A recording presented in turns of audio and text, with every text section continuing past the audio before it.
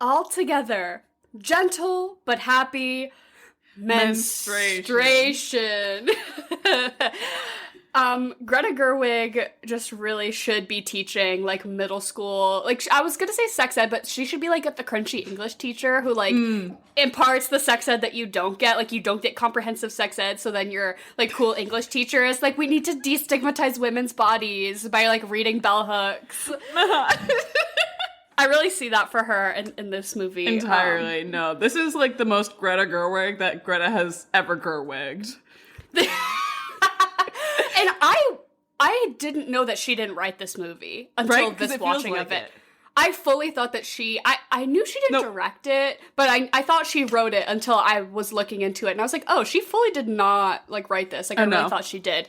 This is Mike Mills in his finest. This is The Swamp. It's our podcast. We talk about a different movie every week, and it's an acronym. Stands for some whack-ass movie podcasting. And this month we're doing, it's our podcast, August, where we're just talking about whatever the fuck we want, because it's been a minute since we've done that, and we want to talk about shit that we want to talk about, and I know we're both pretty excited. You specifically, this is, like, your favorite movie, right? This is my favorite movie. Like, if anyone ever asked me, like, a lot of people can't, like, decisively be like, oh, I have a favorite movie. No, this is my favorite movie. I've seen this movie probably, maybe not fully through, but, like, probably 20 times in the last, like, 3 years. Jesus. It's my comfort movie. I don't have, like, comfort shows. I was talking about this, like, with someone recently. I don't have comfort shows. I hardly ever watch, like, shows again, unless it's, like, Fleabag. That's a whole different story. Fleabag season 2. Sorry. That's the fact that this is your favorite movie and Fleabag is your comfort show really, like, lines up. Like, those two things, like, really are on the same wavelength. But no, this is entirely my favorite movie. I adore it so much. It's one of those ones that, like, you ever have, like, those couple of movies that you buy just to have in your stash? You know what I mean? Yes. And so this is one of them. I still own DVDs. Do you own any DVDs? No, unfortunately not. I have a couple, like, solid, like, the Lord of the Rings trilogy. Like, I just like to have them in physical copy because it's just, I don't know, it feels nice to, like, insert something physical into a player, which luckily we have, like, an Xbox. So, like, I know a lot of people don't have, like, DVD players. Like, there's no reason to own them if you don't have, like, a way to, like, we watch, like, Netflix through the Xbox, so, like, there's a physical way to insert DVDs there. But yeah, I like owning physical stuff. I rarely buy stuff on Amazon, but or, like, you know, on, like, digitally to own, because I usually just forget it, like, I forget about it. But I think the three, like, movies that I own digitally are the second Tom Holland Spider-Man for personal reasons, Brokeback Mountain, and I think those might be the only two, like, in my, like, iTunes library, to be honest. I've got here. Let me pull up my, because I always buy them on YouTube for some reason. It's all on YouTube. Interesting choice. Everything Everywhere All at Once. That was my most recent purchase. Dirty Dancing, 20th Century Women, Little Women, Love at First Fight, and 1917. Oh my god, what is Love at First Fight? So that's, like, not the actual title. It's, like, it's a French movie, like, the translation fucking sucks dick, but it's this like Adele Haenel movie from, like, 2015, 2016 or something like that. And she won, like, the French Oscar for it or something like that. I think. I could be super wrong. But it's really funny, really quirky, gives, like, this sort of, like, A24 vibes if A24 was French. That's another one. Okay, you little cinephile. Okay, you little film buff. Look at you. That's a really good catalog. That's a good catalog to have. Yeah. But no, this movie, that's, like, probably, like, one of my third favorite movies. It's definitely, like, on my Letterboxd top 4, but this is the number 1. Yeah, so I'm excited to talk about this with you because you said you've seen it probably 20 times in the past. So you said in the past 3 years was your first viewing of this roughly 3 years ago? Or did you see it when it came out? That. No, I did not see it when it came out. It was one of those ones, like, it was just on Netflix for a while, and I was looking for something. I watched it at work for the first time, is the funny thing. And this is when I worked in, like, an office, like, just answering phones, so I didn't do anything all day, so I just got to watch movies. So this one was just kind of, like, one that popped up, and I was like, oh, I've heard it's good, and Sorry, I'm dog sitting right now. So if there's a little kerfuffle in the background, that's them. I've been the source of much kerfuffle these past few weeks with like my annoying clunkety AC. So a few dog barks, I'm sure our listeners can get over it. These are the dogs with the scary human eyes. You know when dogs have like eyes that are too human? Yeah. Like in the past life, you were like a Civil War general. Like I can see it. Like I can see the trauma. Yeah, really. No, definitely these guys have seen some shit. But yeah, no, it was like junior year of like college, I watched this for the first time, and it was so funny because I got like, I was so engrossed with it, and like I always had this coworker that would like try to talk to me, and I just had to turn like and be like, you need to stop. I'm not doing this today. Like I need to watch this movie, and like I didn't finish it like within like the span that I was working, and I like went back to my friend Matt, who's been on the podcast, Matt Bacon. I went back to his room like after I got out of work and I still had like 20 minutes of the movie to finish. And I was like, hi, great, nice to see you. I need 20 minutes to just like finish watching this because I was so engrossed in this movie. It was absurd. I felt like I had never seen a movie like this before. And I think that's just because I've like fallen in love with Mike Mills, and his directing style is so unique and just so like quirky and just really does it for me. So like this being like my intro to him was like outstanding. Yeah, I was gonna ask if you had seen Beginners before that, but this was not before, no. I watched Beginners after, which I still loved because it's very much like in that sort of same vein. You can obviously see the similarities. And then what's his new one? Come on. Yeah, I watched that pretty recently, which I liked, but definitely I think my tier list goes 20th Century Women, Beginners, and then Come On. Yeah, I've never seen Beginners. It's definitely come up a lot on the pod that you really like it, and I probably should watch it, especially now that after reading into it a little bit, knowing that this is like the autobiographical film about his relationship with his mom, and then that's the autobiographical one about his relationship with his dad. Yeah. Because when you think about that, like, oh, if you like take because I know the general plot line of Beginners about how his dad came out like really late in life. I'm like, oh god, if you like take that information and put it in the context of this movie, like then that's a whole like new thing. So but so I saw this in theaters when it came out. That's amazing. See, it's so funny because like this is the first time I think I've watched it on a big screen, and it was very different. Like I've only ever watched it on my laptop. I thought you meant big screen like you I rented a theater. I rented out a theater, just me, myself, and I, just to watch 20. That'd be kind of awesome.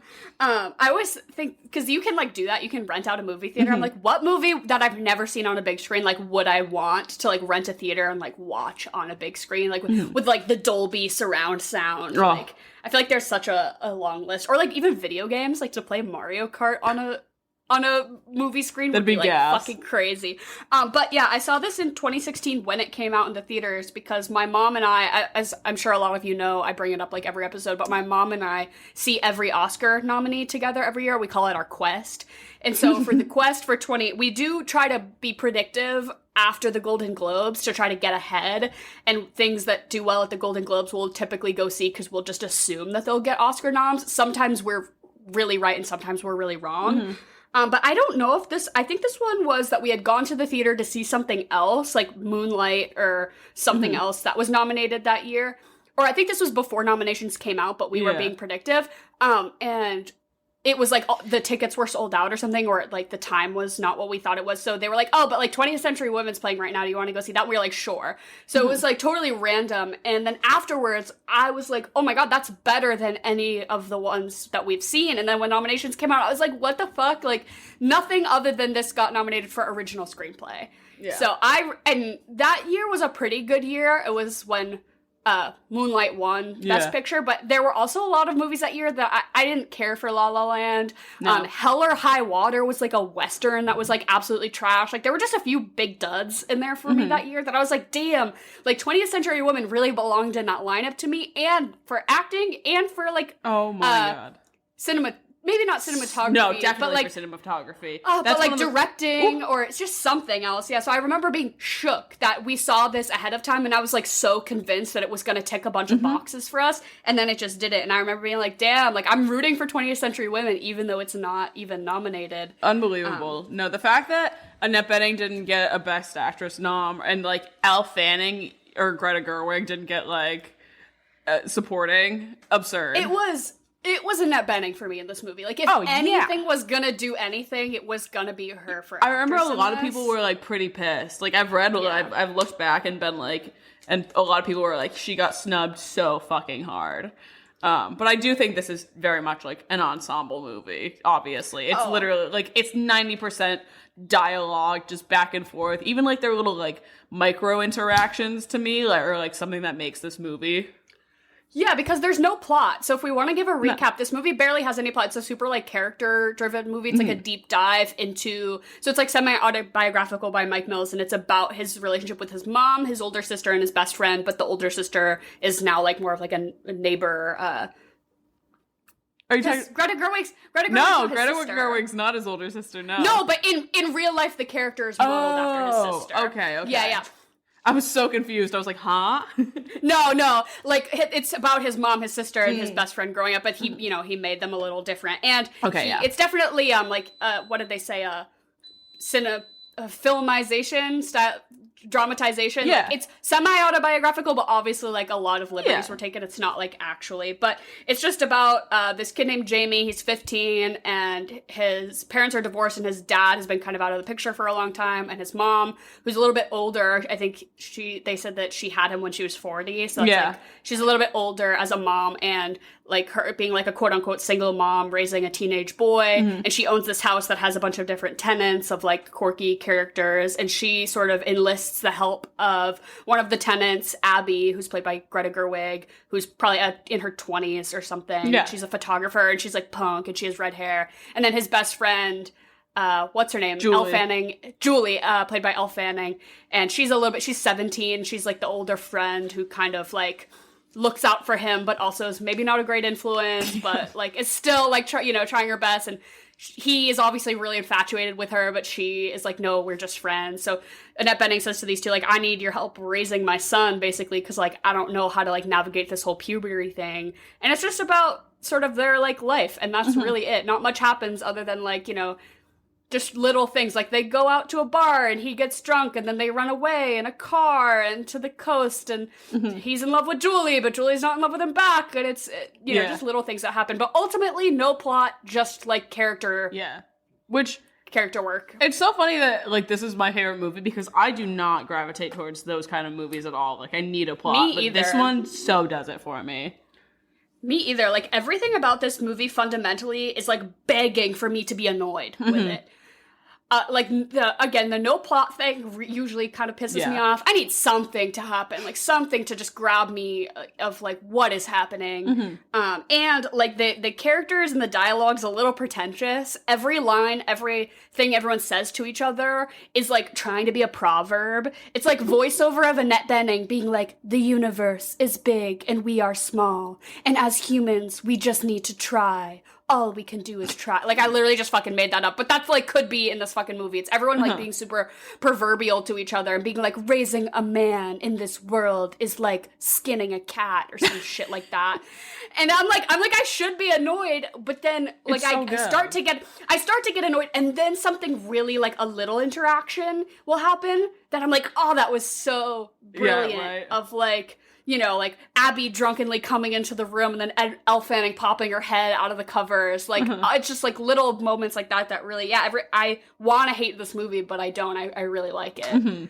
No, I think it's outstanding. And you kind of brought it up a little bit before, but like, I think one of the first things that grabbed me about this movie is the cinematography. For sure. It's gorgeous. Like, that opening shot with the car on fire and like all of the parking lines and everything like that.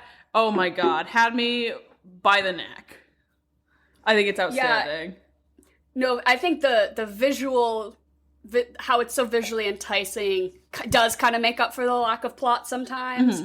I love those sequences where they use the sort of long exposure with the color filters of like Julie climbing out of the window, and you see like the sort of the trail behind her of like that effect, which I think usually I would think that that's really cheesy, but it fit the whole aesthetic, especially this movie's set in like the late 60s. 70s, so like that whole it's 1979. 70s? Oh, shit. But yeah, the way that all of them are dressed and the house is so beautiful. I love the set design, how the house is sort of a character like of itself and like the place where it all lives. I like sort of the choices that were made of like they're in the house a lot of the time. But yeah, I think I would typically be annoyed with this movie, but it's like so nice to watch that it keeps me engaged. Where a movie typically that's just like nothing is happening and we're being really like intense and philosophical with our dialogue. I'd be like, ugh, but it's like, wow, everything is so pretty that my ADD brain is like stimulated. Yeah, no. I can't like not talk about the soundtrack. This is one of so my favorite soundtracks. Good. So, well, you love the Talking Heads, I do. right? I do. I did a quick 180. I did a quick 180. I used to, like, not be able to listen to the Talking Heads, and then over the last couple of years, I've been like, oh, I gotta fucking love the Talking Heads. So, yeah, no, this is, like, basically their soundtrack, honestly. It's, like, all Talking Heads. But, like, even just, like, the intro music, it's, like, the opening, one of the opening shots is, like, it, like, opens up on, like, these waves and, like, just these, like, ethereal kind of like melody, like I don't know, it's one of those songs, like I'll put that on if anyone knows what I'm talking about, please. But like I'll like put that on and that's like my main character like sound. Like if I'm going anywhere, if I'm going on like a long drive and I just need like a little pick me up, I'll just put that on. It's like doo doo doo.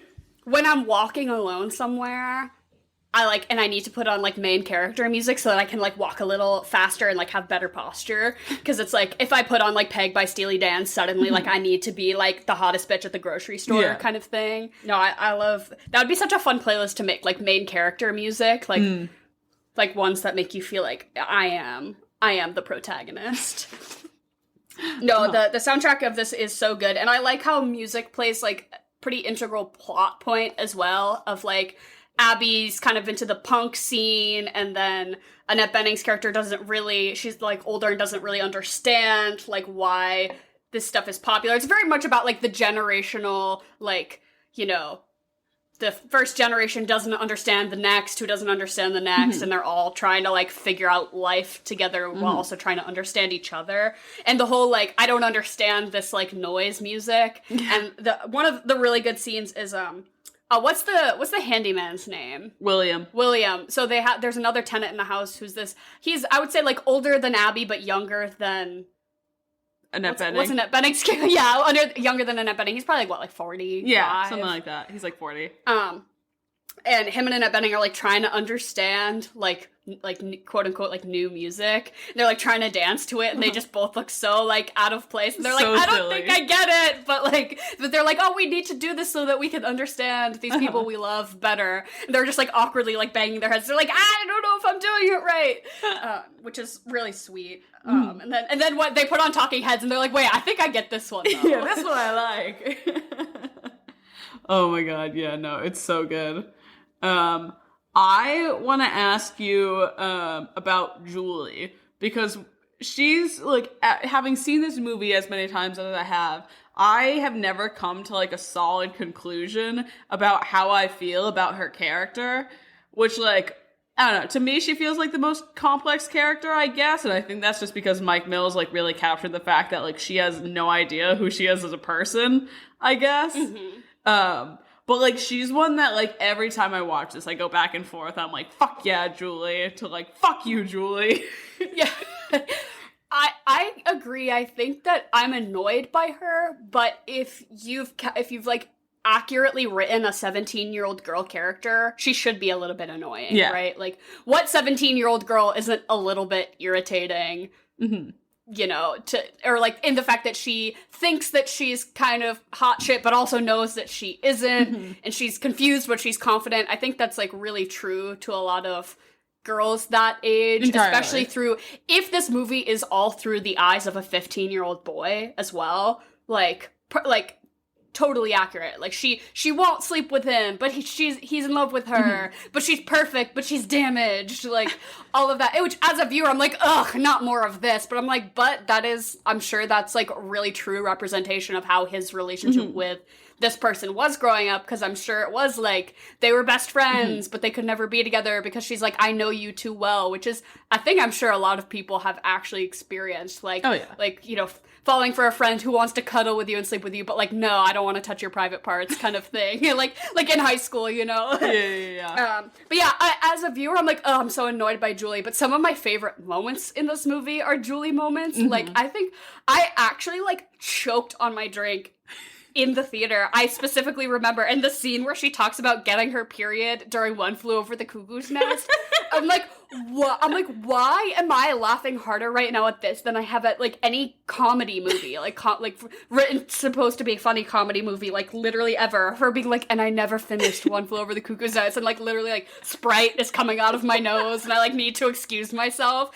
Like, why did that get me? But so many of my favorite moments in the movie are like between her and Jamie. So I can't, like, I'm annoyed with her, but I do like what she brings to the movie because it's important. Yeah, no, and I think Elle Fanning just did an outstanding job with her. I think she's one of the best actresses, like, of this generation. I think Elle Fanning's just amazing. I adore her. But everyone... I still need to watch The Great. I haven't seen that, so but good. everyone says it's awesome. Yeah. Her, Greta Gerwig, obviously, like we said, like, this feels like so adjacent to, like, who she is as a person. I'm like, this could just be her. This is just Greta. Right. What did you say? The most Greta has ever Gerwigged. But she also, so her character also, like, kind of annoyed me, but also I'm like, that's such a real person. Yeah. Like, that's how I feel about a lot of the characters here, that I'm like, oh, I'm irritated, but like, I know that person. That's a real person. Like, they're written so truthfully. And that's all of them. I think that's one of the reasons why I like this movie so much. Yeah, it feels really genuine. And I think not enough movies are, like a lot of movies that have an absence of plot and are doing that whole, like, all the dialogue is really deep and philosophical, are missing that piece of, like, it's just genuine and it feels like a window into someone's life that's real. Whereas, like, there are moments in that I'm like, yes, like, I've experienced something like that, or I can tell that this is, like, something really true to someone, where I think a lot of movies today are too, like, drama conflama, which can be good, but also I think if more movies were like this, then more movies would be good, you know? If it was just, like, I don't know, just fucking tell the truth, even if it's not exciting or interesting, just tell the truth. Yeah. But yeah, like, Greta Gerwig's character, I also, like, wanted to be annoyed by her, but then just, like, found her to be really endearing. Right, when she, like, screams and breaks the chair in the middle of the bar fight. Just like, Jesus. But, like, in the beginning, if I was her fucking doctor, I'd be like, Miss, put the Nikon away. This is not an art studio. I'm giving you your cancer diagnosis. Like, stop taking pictures of my fucking, like, medical tools. Like, can you fucking calm down? So, like, she is so, like, that, like, indie sleaze type girl of, like, she is the protagonist in her life and in everyone else's life, and she's, you know, causing all the drama. But I wanted to be annoyed by her, and at moments I was like, I would have kink shamed her if I was William in that moment and she's like, we need to role play and you're a photographer. I'd be like, no, I'm sorry, but no. Do you think, I was gonna ask if you could fuck Abby if she made you do the role play? No, I would have laughed. That's my... I'm not going to kink shame anyone. That part of the movie took me a lot of watches to be able to, like, get through. Like, there have been times that I've watched this and I just skipped it. I have such a respect for people who can genuinely do a role play, like, not even just in sexual situations, but just in, like D&D. So when I've played D&D, I have such a hard time, like, not cracking up, like, taking it seriously, right? Of, like, I'm gonna roleplay as an elf, and I'm gonna be really serious about it, which is why I always try to play, like, kind of a goofy character, because I'm gonna be laughing anyways, but, like, things like D&D, or just, I don't know, anything that you have to, like, immerse yourself, or, like, even being an actor, I could never understand, like, I'd fucking crack up. I would just crack up all the time, but if somebody was like, I'm really into, like, roleplay, and I need you to pretend to be, like, whatever, I would just be like, just, like, start. Could you imagine, like, role-playing and then, like, realizing that they're just working, like, she was just working through her trauma. Like, don't fuck me so that we can, like, work through your stuff. Get a therapist. There are like sex therapists who that is their profession, and she should probably see one of those for that, because that seemed like a little bit more than William had signed up for. Yeah. Like when he was just like, I'm sorry, and I'm like, oh, you're handling this really well, buddy. Yeah. Like I would have like had to scurry away. But yeah, that scene is like, oh, makes my skin crawl a little bit, but also I'm like, Abby, no. Yeah, I don't know.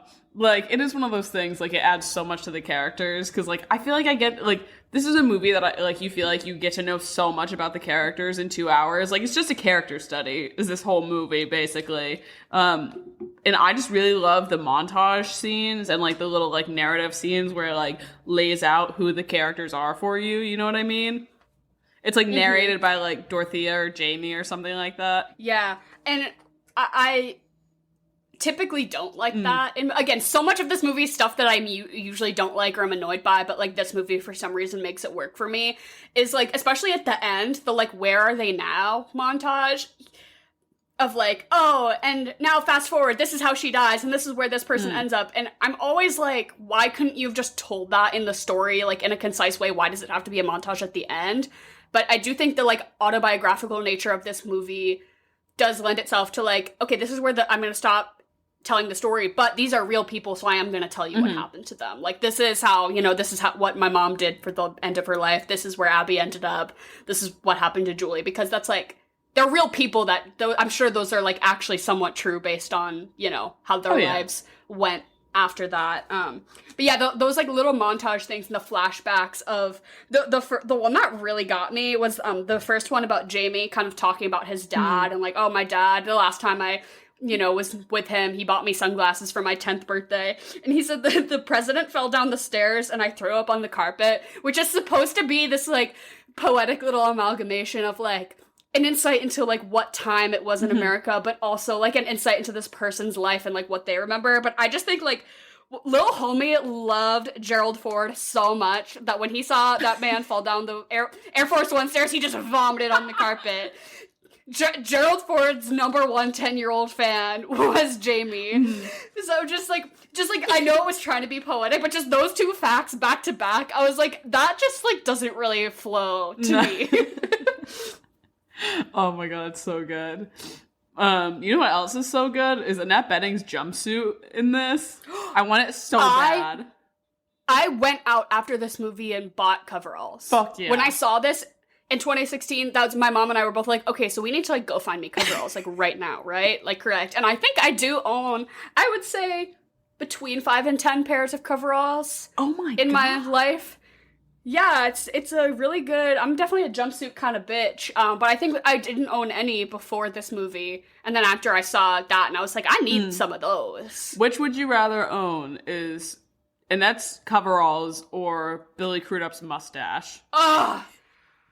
like the, like all the TikTok filters that are like, if you put this on and you like feel gender euphoria, you might be trans, and it's always just like a really nice mustache.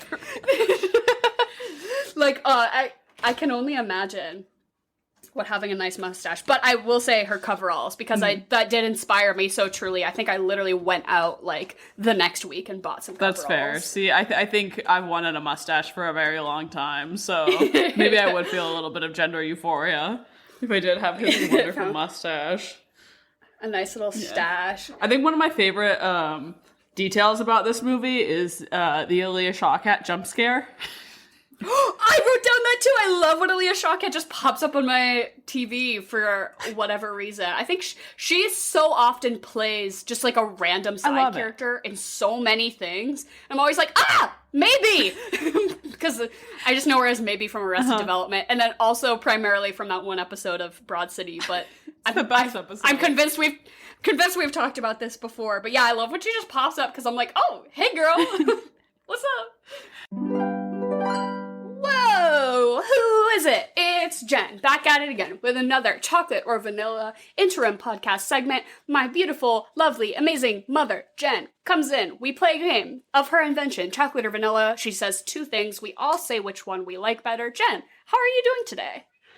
I'm really good. How are you guys doing? I'm fine. I'm a little sweaty today.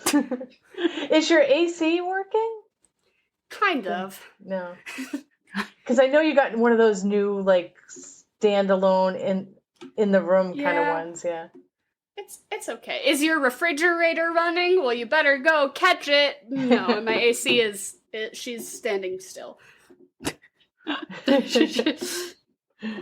All right. How about you, Em? You doing good? You having a good week? I am solid. Yeah, I'm having a good day. Excellent. And Jen, is there a theme this week? So there is a theme. Since 20th Century Women came out in 2016, I did movies that came out around that time. So anytime between 2015 and 2020. Hell yeah. Okay. Yeah, and then I was thinking, like, it's like a pre-pandemic feel. Like, this is when movies were still, like, you had to go to the movies and, I don't know. Then now the movies are like, oh, I haven't been to the movies in so long. I don't know, whatever. Yeah, I would say between that time, between 2015 and 2020, I think I went to the movie theater like probably over 100 times. Exactly, yeah. I was talking about how we did our quest this year and how we accidentally saw 20th Century Women instead. And we used to go see legit every single one in the theaters. And now, because of the pandemic and streaming, so many of them you can just like get at home, that I think we do our quest almost entirely from home now, which is like, kind of had to the past few years. But yeah, I remember when we used to literally go to the movie theaters like every single week for like a month straight to get all of the quest movies done. So it's like, that's amazing. But okay, 2015 to 2020. Okay. Let's run it. All right, chocolate or vanilla? Chocolate. Vanilla. Chocolate. Chocolate, vanilla, or strawberry? I'll pick chocolate again this week. I'll go... Actually, no, I'll stick with vanilla. All right, I'll go strawberry. Strawberry kind of mood. All right, so the first one is, I want you to pick your favorite series of these, because I think the last movie came out 2017 for both of these. Maze Runner or Hunger Games? Oh, it's the Hunger Games. The Maze Runner movies were kind of garbage. I even remember, I don't even think I loved the third book. Like, I think I liked the Maze Runner books better, maybe, in that time. But I remember thinking the movies were nothing special. And I remember not liking even the first movie, really, which is, like, kind of a bummer. But, yeah, the Hunger Games owned the teen dystopian genre. Like, had a grip. So, for sure. Everyone knows my answer is going to be the Hunger Games. Yeah. Yeah, we're going to have to do that one soon. You went in on this movie, but you would also go in on the Hunger Games, I feel. I'll be like frothing at the mouth. Yeah, I think this is a no-brainer, Hunger Games. All right, next one is Star Wars 7, The Force Awakens. So the first one with Rey, or Wonder Woman. Ugh, I hate the Gal Gadot Wonder Woman. Fuck Gal Gadot. Fuck Gal Gadot, and also just like fuck, I don't know, that whole trying to do that whole thing. It's a no from me. I guess I didn't love the new Star Wars per se, but I did go see all of those in the theaters, and they're really, like a fun cinematic experience. So I guess I'll give it to that. Yeah, I am a big Star Wars nerd. And I did like Daisy Ridley in those movies, so I'll stick with Star Wars. Same. I love Rey. Next one is Deadpool or Mad Max Fury Road. Mad Max Fury Road. Easy. Absolutely. I did really like Deadpool when it came out because it was kind of divulging from the Marvel standard. Every Marvel movie was feeling very formulaic at that time, and I remember it was a big deal because I think it was the first one that was rated R. So it was kind of like, oh, we're gonna do something that's like actually has a little bit more gritty humor in it, which it's like, now looking back on it, it really is nothing special because it is still very formulaically Marvel and kind of annoying, but I did really like Deadpool at the time. But Mad Max Fury Road is like peak. That is a peak movie. Yeah, that's one that I watched like not expecting to like it as much as I did, and I was in awe of that movie. So of course it's got to be Mad Max. Yeah, same. I'm gonna go Mad Max. Next one is Finding Dory or Inside Out. Oh, I don't think I ever saw Finding Dory, but I didn't feel the need to because I'm not really a fan of Ellen DeGeneres. I don't know. Felt no need to see Finding Dory, but I remember crying at Inside Out and being like, why is this movie like making me so emotional on purpose? Like, I knew I was getting got. Like, I was like, this is trying to make me sad and it's working. Usually when something is that like blatantly trying to make me feel something, I'm annoyed by it. But I'm like, I'm also crying.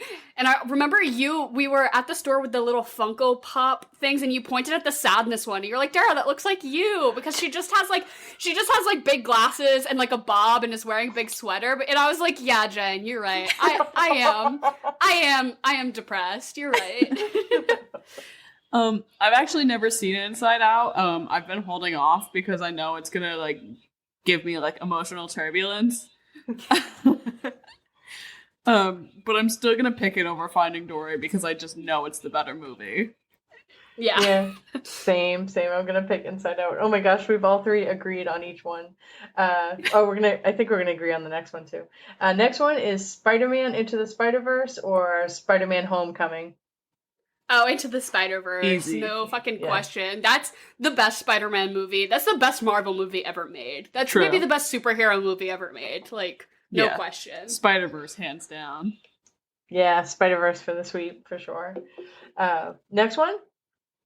Minari or Moana? Oh, fuck.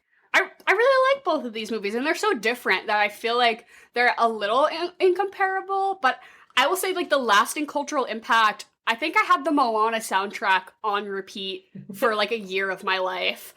So I guess I'll give it to Moana. That's also, like, one of the first kids movies I had seen in a long time that I really enjoyed. Like, it very rarely does a kids movie, like, actually really get me. So I'll say Moana.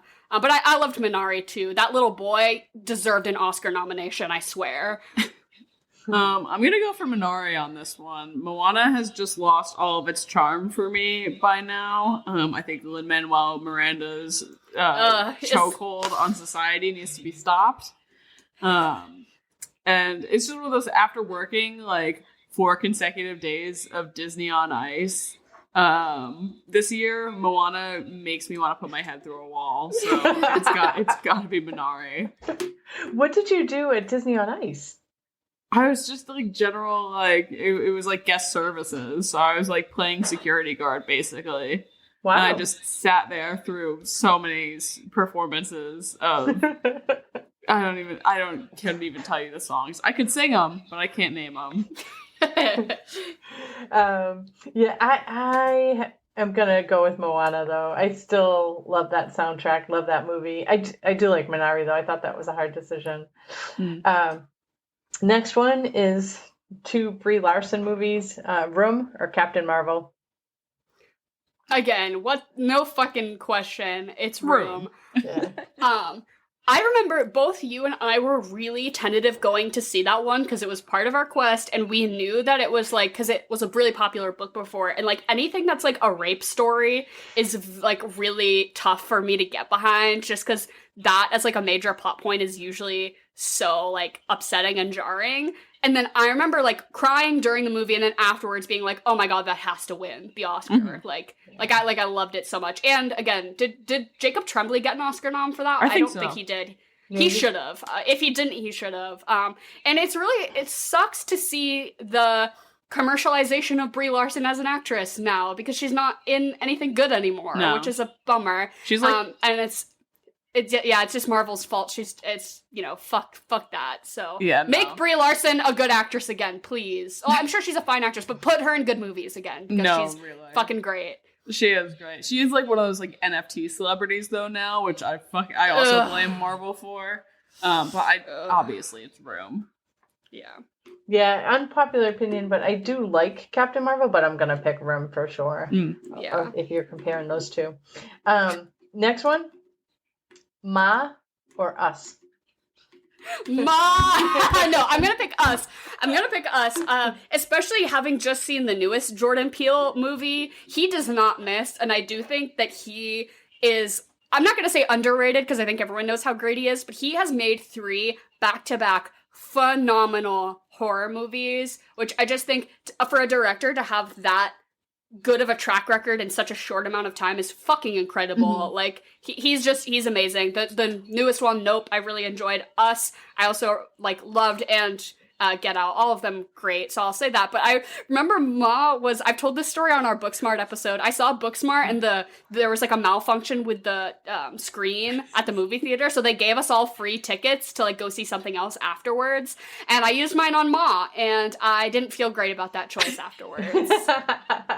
Oh my god, Ma's just too funny. But yeah, of course I've got to pick Us. Yeah, I'm gonna go with Us for this week, even though I only from what you've told me about it, because I've not seen either of these. I'm just not a horror movie person at all.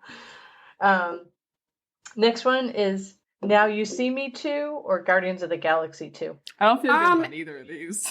I knew you were gonna say that. I will say at least Guardians of the Galaxy 2 had, like, those movies have, like, pretty decent soundtracks, even though it's, like, super, like, played out and, like, almost to the point where it's annoying now. At least Guardians of the Galaxy has, like, fun music in it. I cannot think of anything good to say about those Now You See Me magic movies. So I guess I'll have to say Guardians of the Galaxy. I have, like, a deep, deep hate for Guardians of the Galaxy. I don't know where it came from. I remember, Dara, we saw the first one Probably together. Chris Pratt. Yeah, Probably it is Chris Pratt. But, like, I remember seeing the first one and everyone loved it and I despised it. And that was, like, where I think my distaste for Marvel, like, really started. So I'm genuinely, I'm just gonna pick Now You See Me 2 out of spite. I love that you're like, that movie made me hate all Marvel movies. It certainly didn't help, yeah. I like the Now You See Me movies. I don't know. I like hijinks and magic kind of combo. So I'm gonna take Now You See Me. Next one is Jojo Rabbit or Once Upon a Time in Hollywood. Ooh, I really like both of these, but I'll pick Jojo Rabbit just as like right now, if you put those two in front of me, it was like, which one do you want to watch? I think I'd pick Jojo Rabbit. Now you see, Once Upon a Time in Hollywood's just a little bit too long for me. Yeah, no, that movie didn't do, like, very much for me. Jojo Rabbit did a lot for me. I think for me, it was, I really like seeing Thomasin McKenzie in her, like, breakout role. I thought that was amazing. Did make me sob also. And it's just a great movie. Like, any Taika Waititi movie, like, come on now. Well, would you say the new Thor movies? Do you stand by those, Emily? Have you, Marvel hater? You guys surprised me with the first Thor movie. I'll give that one it, but I'm not. I abstain from saying anything about the new one because I haven't seen it. And you don't plan on it. No, you're not going. Yeah, you're not going out of your way. No. Sorry, I like to piss you off by making you talk about Marvel. I will take Jojo Rabbit also. Amazing movie. Although we did watch on Netflix The Gray Man with Chris Evans and Ryan Gosling, and the girl from Once Upon a Time in Hollywood was in it. And she was good. She was really good. Margot Robbie? No, the little girl who plays the actress in the Western, and she's talking to Leo for a while. Oh. She's dating Jack Antonoff, right? She's engaged to Jack Antonoff right now. Hold on. What's that girl name? Is? Margaret Qualley or something like that? No. The little girl, like she's a child. Like she's a child? Yeah. A child? Yeah. So she's grown up. She's probably like 13 or 14 now. Yeah. Yeah, I have no idea what you're talking about. Yeah. Well, she was really good in both of them. So nice. Next one is It Chapter 1 or It Chapter 2? I remember like the chokehold that these movies had on society when they came out. And I was kind of here for the hype because I did really like both of them. And I loved the child to adult casting between movies 1 and 2, like just like absolutely genius. But I do remember liking the first one a little bit better. Just as far as like I don't know. It was just more interesting to me. I don't think I've rewatched either of them since seeing them in the theaters, but I remember going like to the theaters and being really excited about both of them and enjoying them a lot. So I'll go with the first one though. Yeah, I really liked the first one. I thought just that all of the child actors in general were brilliant. So yeah, I'll go with you guys and pick the first one, but I have not seen either of them. But I'll pick the original. Last one is a triple. The live-action Cinderella, the live-action Jungle Book, or the live-action Beauty and the Beast? So I didn't see the live-action Jungle Book, but I know there was like some controversy at the time of like multiple Jungle Book movies coming out, and like Andy Serkis was like the director or like creative mind behind one, and then like Disney kind of snubbed him by like putting out their Jungle Book like at the same exact time. So it was like I didn't see either of them, but I remember that being a conversation. But can you really even call something live action if it's just all CGI anyways? Like the way they were calling it like live action Lion King, I'm like they're just more realistically CGI'd lions. Like what? No. And then the live action Beauty and the Beast was absolute garbage, and the live action Cinderella at least had like a little bit more like beautiful costuming and kind of like more flair to it. I didn't love it, but I remember like not despising it. Whereas I do despise most of the live action remakes. So I guess I'll go with Cinderella because Lily James is great. yeah, I'll go with the Cinderella because I like you said, I didn't really love the Beauty and the Beast. I did like French Ewan McGregor, but that was about it. And I didn't see the Jungle Book, so I'll go with Cinderella. Yeah, I agree 100% with both you guys. I didn't see Jungle Book. I didn't like Beauty and the Beast, but I did like Cinderella. So I will take Cinderella with Lily James. And that was it for my movie version of 2015 to 2020. Stunning. Cool. We had a great little run in those years. I remember I was looking back on like all the Oscar like nominated chunks that we had seen, and like in the past handful of years they've been pretty disappointing. Like I will only kind of like one or two, and I remember back in the day I used to like only dislike one or two, you know, like looking back at 2017, which we're talking about 20th Century Woman, that year that Moonlight won, so many good ones. Lion, like I don't know, just like movies that you forget about. Our quest used to be a lot more enjoyable when movies were good. Agreed. But thank you, Jen, for coming down and hosting this segment. As always, I'll consider putting it up on Instagram, but, you know, I never usually do, but maybe I will. So keep your eyes peeled for that. Maybe, you know, who's to say? And Jen, thank you. We love you, and goodbye. Thanks. Have a great week. I would say, though, I think there's a conversation to be had about, like, movies about women by men. Because, I mean, I think this is one of the better ones, like, to credit it.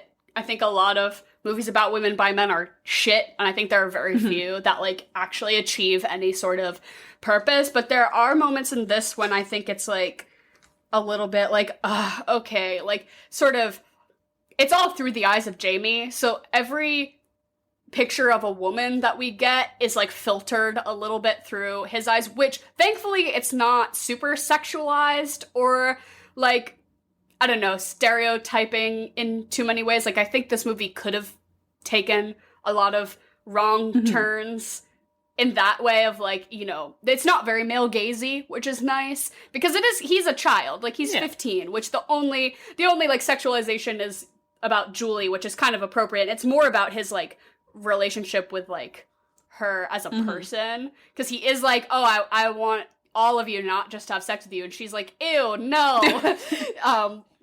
which is really funny. But there are parts of this where I'm like, oh, okay, like, women are magical, majestic beings who impart wonderful advice, and the only reason I'm a tolerable man is because I was raised by all these powerful, strong women, which is, like, great, but I'm also just kind of like, okay. Like, it is a story about all the women in his life told by him. Which, like, I can kind of see what you're saying, but I think, like, one of the things, like, that I really like about this movie is that I feel like it does show, like, all of their flaws really well. Also, like, as much as I want Annette Bening to be my mother, like, from this movie, I'm also like, no, I don't. No, I don't. No, yeah. Which, yeah, is why I say it is ultimately successful. Greta Gerwig. And so all of them.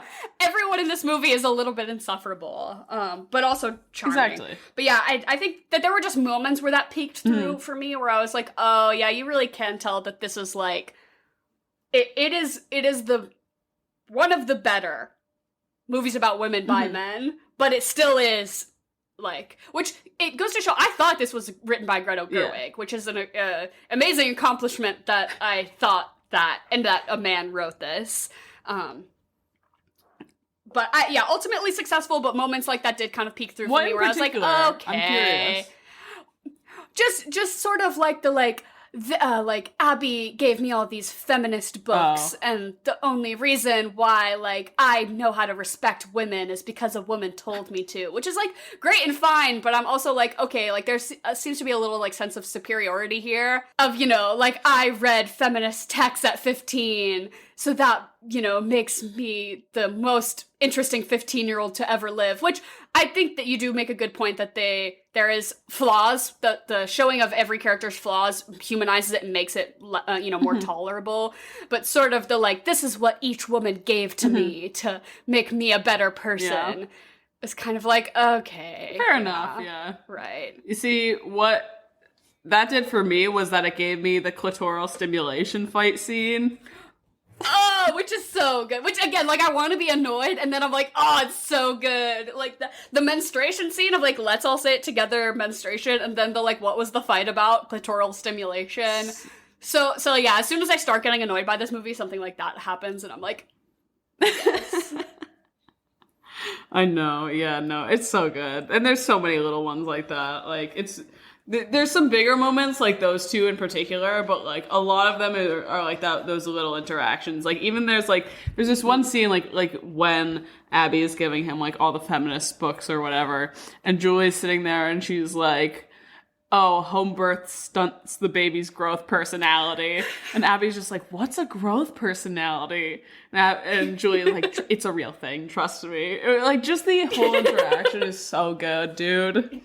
And some of them feel forced, and some of them don't. Like when he's reading that like excerpt from the book to his mom, and then she's like, "You think you know me? You think I need to hear something from a book?" Like I didn't necessarily like that, because I felt like that was like really trying to get me to see something, and I'm like, I don't like that as much as like the like one-off dialogue moments that I'm like, ooh, that taught me so much about that person, rather than the moments that are like, I'm really trying to give you an insight about this character right now. Like that, I could have not taken a lot of those, but it's the little it's the details.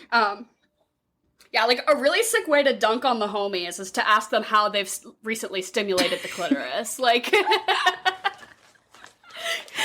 like moments like that. I'm just like, oh, that's what I'm Check here it on for. your homies. Ask how they're stimulating their girl's clitoris. But like the moment when when Annette Bening comes home from the punk show and Jamie's on the couch waiting for her, like I'm like, okay, we get it. Like I get that, like, it's the role reversal. He's the parent waiting up for her. Like there are moments like that where I kind of roll my eyes, but then immediately after something else happens, and I'm like, oh, I'm charmed again. How do you feel about? There's one big moment like that. It's like when Dorothea is like caught Elle Fanning, Julie, like sneaking out of her house, and they have like a big long chat in the car and everything like that. Because I always really liked that scene, especially between those two actresses. I thought it was really great, but I could understand like why like you like might be like annoyed with it, because it does sort of fall into that category of like it's trying to say something. But I think it's really good. I think it's like actually does give a lot of insight into like these characters, or at least Dorothea. Yeah, I think as a plotless movie, you do need some of those kind of forced scenes to like have something be happening, you know, because if everything was just little dialogue moments, then the movie would actually have no plot. Like actually nothing would happen. Whereas there's somewhat a timeline of events and of characters changing and growing and learning, and you have to have that in any story. So I think you do kind of have to have some of those forced moments to like drive that, you know, something is happening. And I could see that was an important one of like a turning point of like her understanding more about her son through her friend. I always thought that was such a weird thing though, that like she would ask Julie to like help raise someone who's her friend. Like, and she does say to him, like, yeah, you know, your mom asked me to help raise you. And he's like, yeah, I know. Which is, but I'm like, I would immediately be like, haha, your mom asked me to be your mom. Isn't that funny? Like, I'd be such a dick about it. But her sort of inclusion of that narrative always felt like a little weird to me. Like, I'm like, as a parent, why would you ever treat your kid's friend like that? Or, like, impart that kind of responsibility on them. Like, oh, I'm admitting that I'm having a hard time raising my son, so I'm gonna need your help. I'd be like, fuck you, I'm in high school. Like, please let me just, like, sneak into your house and smoke cigarettes and turn a blind eye to it. Like that's the most you could do for helping, letting me help raise them. You know what I mean? Like, her just directly saying that to Julie is, like, so weird to me, but I guess that's why it's a movie and not real life. No, but, exactly. Yeah, I think their relationship is always really strange to me, because it is that sort of, like, she obviously knows that her son is totally in love with this friend. Like, how can she not know? But then also, like, her treatment of Julie as, like, I need this assisted help in raising him is, like, super, like, just a really weird character dynamic to me. And I do think it all comes to a head at that scene in the car where, like, she asks for a cigarette and then Annette Bening says no, and then eventually she just gives one to her. Because it's like, but she clearly does see Julie as more of an adult than she sees her son, which is interesting because there's a little bit of an age difference, but, like, not a huge one.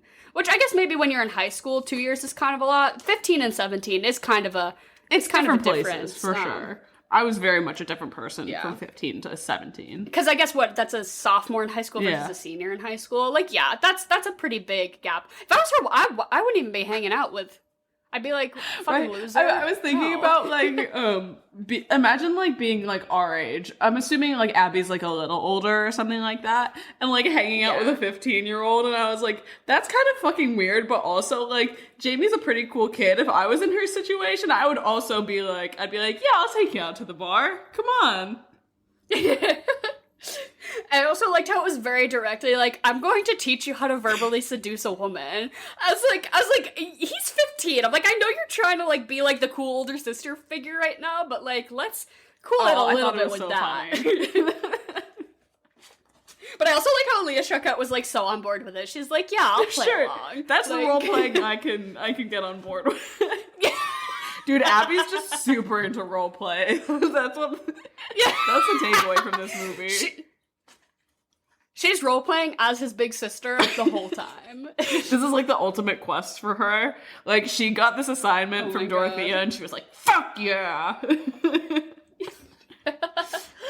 But yeah, I guess this movie also is just about, like, having absolutely no boundaries whatsoever with, like, anyone. Because, like, I guess it was also, like, kind of a different time, I guess, where it's, like, you know, there was no technology and people were just more, like, felt safe in life, I guess, of, like, she just, like, invites random people over to their house. And I'm like, girl, you're gonna get serial killed. Like, it's the 70s in California. Like, you are gonna get serial killed by someone if you're just inviting randos over to your house for dinner or, like, picking people up in your car. Like, no. Anything past the year 2000? Absolutely no. not. Could never.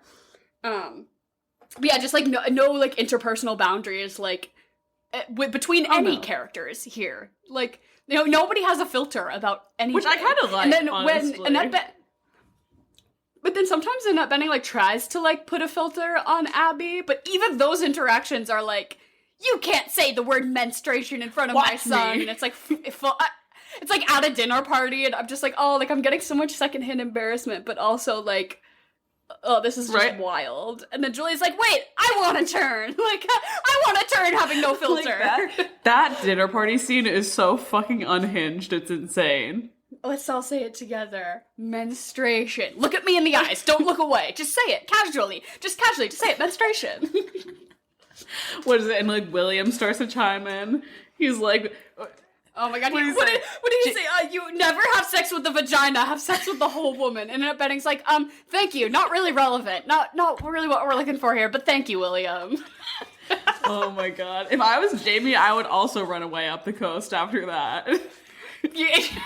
So I'm gone. I'm done. Oh my god. It's so good. I could go on about this movie for ages, but do we want to get into our regularly scheduled programming? Yeah. So I feel like for Fuck, Marry, Kill, the 3 primary adults are clearly William, Abby, and Annette Bening. Dorothea. What's Annette Bening's character's name? I just keep... Dorothea, William, and Abby. Yes, do you entirely. agree? Okay. See, this is hard because I don't really want to marry any of them. I'm gonna marry They all William. kind of suck. We can live like a Okay. really nice, like peaceful life. He can do his pottery. I can like cook and make like really nice salads in his bowls.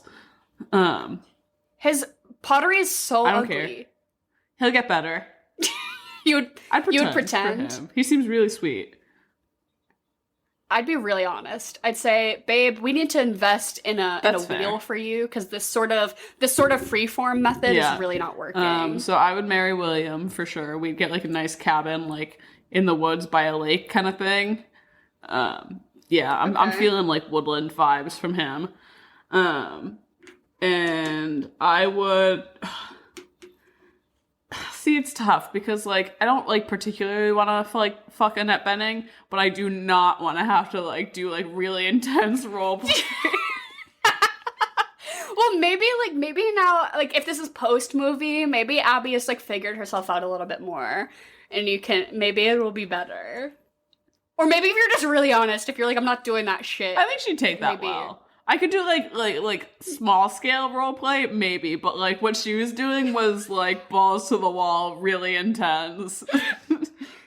Like I'd have to be like really honest, be like, Abby, like we're not fucking now. We're just gonna sit down and talk about how you had cancer. How are you feeling? Yeah. I'm not a photographer.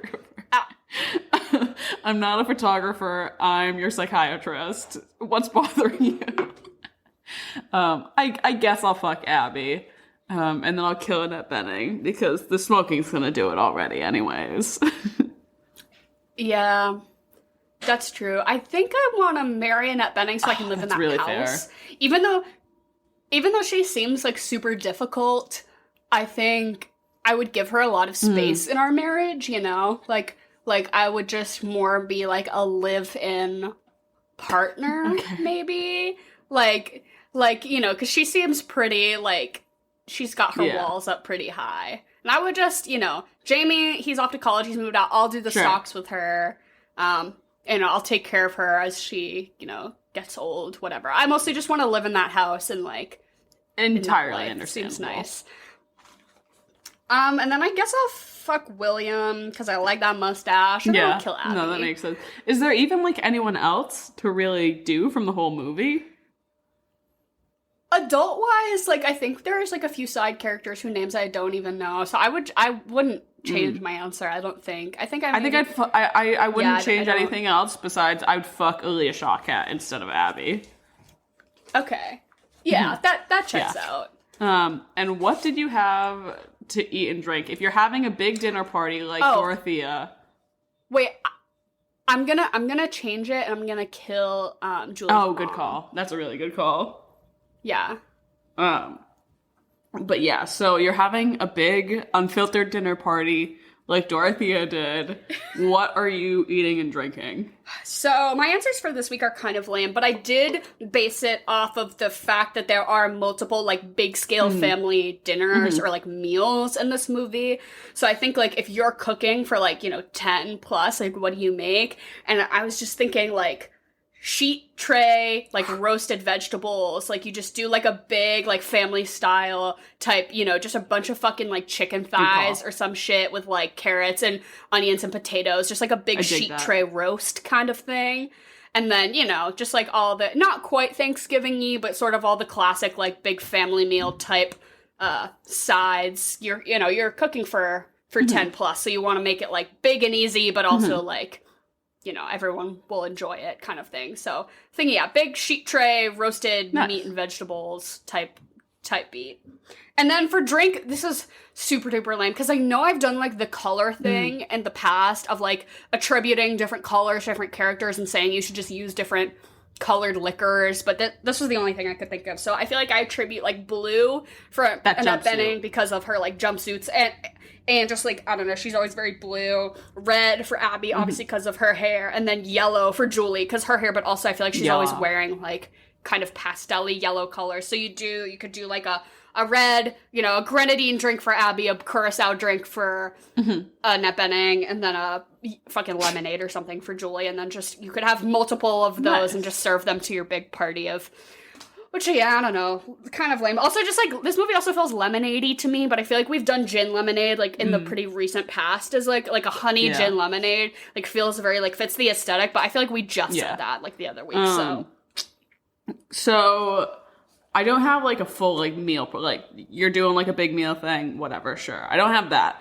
But I do have 2, like, staples, and you can, like, move around that. So, to eat, and this mostly, like, went off of, like, what I chose to, like, have for a drink for this. I said you do monkey bread. It's just sticky, nice, sweet, love it. And you can also, like, maneuver, like, some other breakfast foods around that, because I always think of it as a breakfast food. You know what I mean? I definitely, I think of it as like Christmas morning breakfast when you need to be feeding kind of a lot of people, or like it's really easy, like it's a thing that everyone likes that you can put out that will feed a lot, and it's really easy to make. So yeah, I definitely do like a pan see that for of sure. Like bacon too, some eggs, like whatever, fresh fruit, whatever you want. All right, but monkey bread is like your centerpiece of this, and then I really wanted to do a drink around the fact that, like, this movie kind of opens up on, like, Dorothea's birthday party, and they have this big, like, strawberry cake sort of looking thing that comes out. So I wanted to do, like, a strawberry sort of drink. And I had this the other week. I don't know if there's a name for it. I honestly just found it on TikTok. But me and my friends were drinking soju. So you get, like, strawberry soju, and you, like, get some strawberries, muddle them up a little bit, put those together, and then you get it's like this little probiotic drink. You can find them at like a Japanese market kind of thing. They're called Yakults, and it's like a creamy sort of citrusy drink. It's super good, but like you put that all together and it's like a nice like strawberry citrusy like drink. I don't know what else it's super good. That sounds great. With some monkey bread? Yeah, that sounds great. And your breakfast I think is solid. And then what are you gonna follow this movie up with? You said you have some really good answers. I have a handful, so if you only have a couple, you can go first. Because I have one kind of specifically, a lot. And this is kind of like that movie that like got me. This was like around the same time like I was getting into movies, but this is also another one where Annette Bening plays a mother, and it was very formative to my movie, my young brain watching movies. The Kids Are All Right. It's Annette Bening, and it's about a lesbian couple. It's starring Julianne Moore and Annette Bening are these 2 lesbians. Josh Hutcherson and Mia, I can't say her last name. Wasinaus, I don't know how to say her last name. If anyone knows who I'm talking about, someone correct me or just fucking tell me because I don't know how to say it. And then Mark Ruffalo is in it.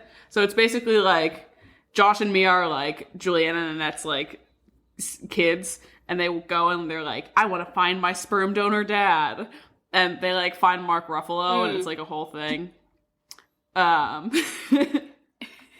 Imagine finding out, you're like, I'm gonna look for my biological father, and then you find him, and it's literally Mark fucking Ruffalo. Yeah. I'd be like, shit. No, Mia, the one that she played Alice in like the Alice in Wonderland movies. Yeah. Okay, yeah. But no, I'd say you follow that up, this movie up with that, because it is again family movie, kind of there is a plot, but like sort of like non-plot driven. Good soundtrack. Also, this was just like for me when I was in my like big Josh Hutcherson phase, following the entire Hunger Games like trilogy. I was just like deep diving into all of his movies, and this was one, and I was like, oh, I really like this. So I'm gonna say you followed up with that one. Please one up me though, because it's kind of a mid suggestion. Oh. It's pretty good. I watched it like 10 years ago, so. No, I've never seen that one. I'll have to add it to my list because it sounds pretty good. Yeah.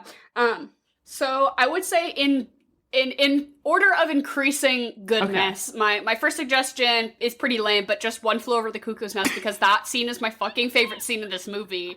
And then William describes the end of the plot just in just an interaction that's so funny. It's hysterical. And it just makes me want to watch that movie. So just as like a direct reference, I think that would be a fun one to follow it up with.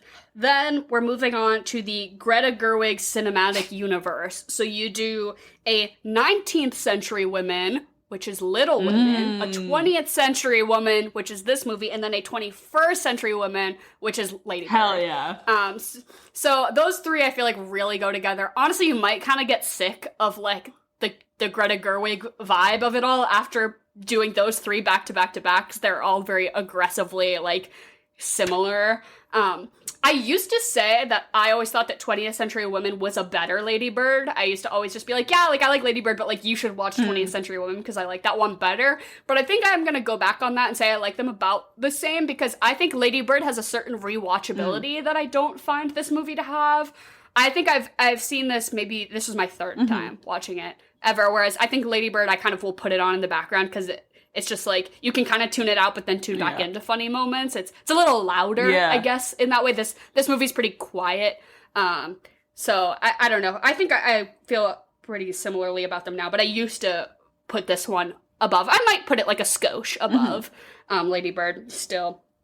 But those three back to back to back would be very much a good trilogy. And then my actual final suggestion is that this movie takes place in the 70s, and it's about like growing up during like a lot of like cultural movements and changes and trying to like navigate that as a young person. And one of my favorite movies, it's like a really great graphic novel turned into a movie. It's called Persepolis, and it's about a young woman in Iran in 1970s and sort of what's happening like politically in the country, but also like with the punk movement of that time and how she kind of gets involved with like American culture and stuff like that.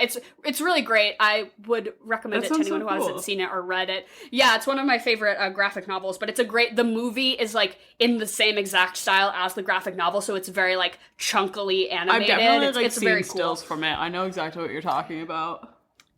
Yeah, it's a great movie, and it feels really similar to this one to me as far as like the plot of that sort of cultural movement of the 70s and punk and like as a young person. Right. So but very different also at the same time. So that's my final suggestion. And then out of 10, I know you're going to give this a 10.